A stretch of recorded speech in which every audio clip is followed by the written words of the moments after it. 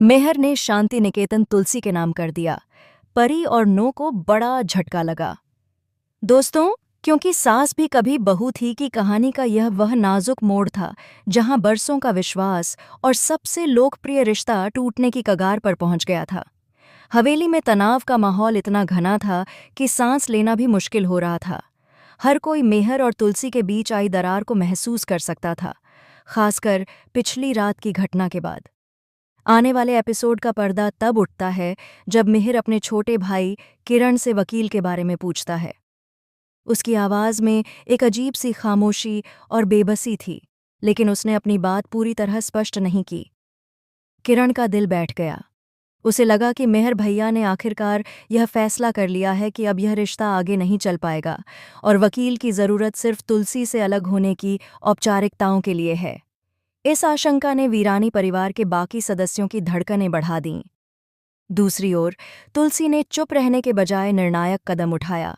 वह सीधे नोएना से मिलने गई। यह कोई रोने धोने या भीख मांगने वाली मुलाकात नहीं थी, बल्कि एक सशक्त महिला की दृढ़ता थी।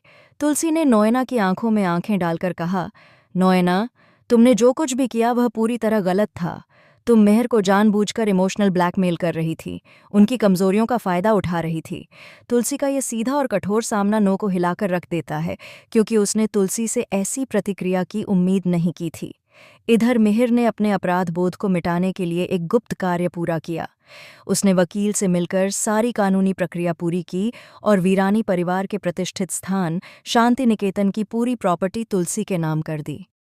यह उसका प्रायश्चित था, एक ऐसा समर्पण जो शब्दों से परे था। जब तुलसी घर पहुंची तो सभी लोग ड्राइंग रूम में जमा थे। मेहर ने गहरी सांस ली।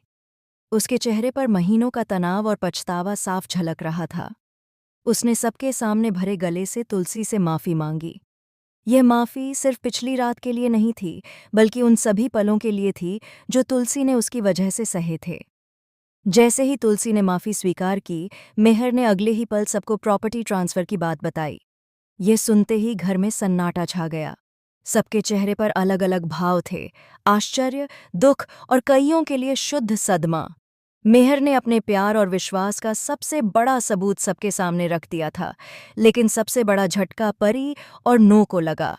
परी, जो संपत्ति और दिखावे की राजनीति में रहती थी, यह सुनकर हैरान रह गई कि मेहर ने इतनी बड़ी संपत्ति किसी और के नाम कर दी। वहीं नो, जिसे लगा था कि वह मेहर की भावनात्मक कमजोरी का फायदा उठाकर उसे हासिल कर लेगी, यह जानकर दंग रह गई कि मेहर ने अपने प्यार और वफादारी का सबसे बड़ा प्रमाण अपनी पत्नी को दे दिया है। इस बड़े घटनाक्रम ने साबित कर दिया कि वीरानी परिवार का सबसे मजबूत रिश्ता भले कुछ पल हिल गया था, लेकिन टूटा नहीं, बल्कि और मजबूत होकर उभरा। पिछला एपिसोड हेमंत के साथ शुरू हुआ था, जो किरण से मिलने गया। किरण के चेहरे पर एक असामान्य दोष भाव था। हेमंत ने उस वाइन की बोतल की ओर इशारा करते हुए पूछा, यह बोतल मेहर भैया को कहाँ से मिली? स्वर में स्पष्ट आरोप था। किरण ने बेपरवाही का नाटक किया और कहा कि उसने बस थोड़ी देर पीने के लिए बोतल निकाली थी। उसने बताया कि मेहर ने रात को खुद बोतल ली थी। यह सुनकर हेमंत को झटका लगा। मेहर कभी शराब नहीं पीते थे। किरण ने बताया कि भैया बहुत परेशान थे और वह उन्हें रोक नहीं पाया। हेमंत को यह बात सुनकर और भी चिंता हुई। उसने किरण को याद दिलाया कि उसने बोतल घर में न लाने की चेतावनी दी थी, लेकिन किरण ने यह सोचकर लाया कि भैया इससे थोड़ा हल्का महसूस करेंगे। हेमंत को चिंता सताने लगी कि मेहर कमरे से गायब है। उधर मेहर जब उठा तो खुद को एक अनजान बिस्तर पर पाया, नो के बगल में। धुंधली यादों के बीच उसे भ्रम हुआ और उसने पूछा, हम कहाँ हैं? नो ने डरावनी शांति से कहा, तुम सबको क्या बताओगे? उसकी आवाज़ में धमकी छिपी थी। उसने मेहर को भावनात्मक जाल में फंसाने की कोशिश की कि वह तुलसी से कहे कि वह नो से प्यार करता है, ताकि वह इस रिश्ते से हट जाए। मेहर अपराध बोध से दब गया और वहां से चुपचाप निकल आया। वीरानी निवास में चिंता बढ़ती जा रही थी।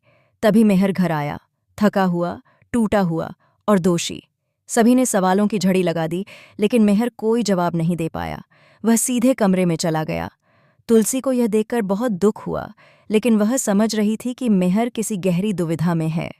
इधर सुप्रिया और मालती के बीच हल्की नोकझोंक हुई, जहां मालती गर्व से बता रही थी कि वह अपने दामाद के लिए खाना बना रही हैं। दूसरी ओर वृंदा और अंगद के बीच पानी भरने को लेकर गलतफहमी और पड़ोसियों की गपशप देखने को मिली। घर में बढ़ते तनाव के बीच परी ने हेमंत से पूछा कि वह सबको क्या बताएगी। हेमंत ने उसे शांत रहने को कहा। किरण ने मेहर की आलोचना करते हुए कहा कि उन्होंने अगत को मिताली से शादी करने के लिए मजबूर किया। हेमंत ने इसका विरोध किया। दोनों में बहस बढ़ती गई। तभी मेहर आया और उसने सभी को चौंकाते हुए किरण की बात का समर्थन किया। उसने कहा कि किसी को झूठ में नहीं जीना चाहिए। हेमंत मेहर की हालत समझ सकता था, लेकिन तुलसी अंदर से टूट गई। उसने दर्द छिपाते हुए कहा कि वह मेहर का गुस्सा समझ सकती है और वह इस समस्या का हल निकालने की कोशिश करेगी। आज के एपिसोड में बस इतना ही। कमेंट में बताएं कि यह कहानी आपको कैसी लगी।